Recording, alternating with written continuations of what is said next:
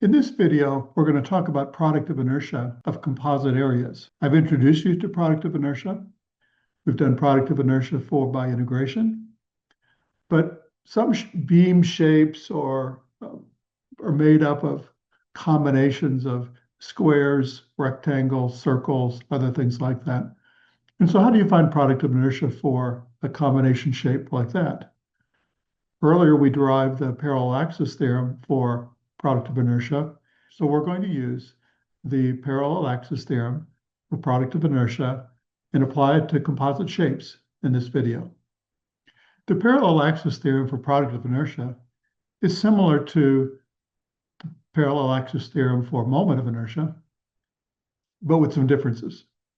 So Ixy of a single shape about the xy axis is equal to the product of inertia about the centroidal axis of that shape plus the area of that shape times dx times dy. And so I bar is a centroidal product of inertia about the shape of interest or the subarea. dx is measured from the y-axis to the centroid of the shape. So this direction is positive. For this area here, the direction is negative. So from the y to the centroid of this guy, it's a negative direction. And this is positive y, positive dy. So dy is measured from the x-axis to the centroid of the shape. And so you have to get the signs right on these guys. If one of these subareas touches the xy origin, then a little bit later on in this handout, I give you what I call I-origin values for product of inertia if an area touches both the x and the y-axis. These are a little bit comparable to the I-base versions of the moment of inertia formulas. But again, since product of inertia is with respect to two axes, you have to touch two axes at a time for the formula to be of interest. And that's only going to happen at the origin. And so I'll show those to you as well. So I bar the moment of inertia about the centroidal axis, or the product of inertia about the centroidal axis, can be zero, it can be negative, or it can be positive. And so you have to kind of pay attention to what's going on. For symmetric shapes like these that have at least one axis of symmetry about one of the centroidal axes, because of the property of product of inertia, that's the integral of xy dA, then exactly half of the area is going to be negative and half the area is going to be positive, and so they cancel one another out. And so for all of these guys, I bar is zero. If you have a triangle in your shape, the magnitude of that term is 1 over 72b squared h squared for its centroidal product of inertia. But the sign changes depending on the orientation of the triangle. And so at this orientation, the sign is negative. At the upper left orientation, that sign's positive. Lower left, negative. Lower right, positive. Keep in mind, these are not quadrants. These are orientations of the triangles. And so if you have a triangle at one of these orientations, you have to get the correct sign.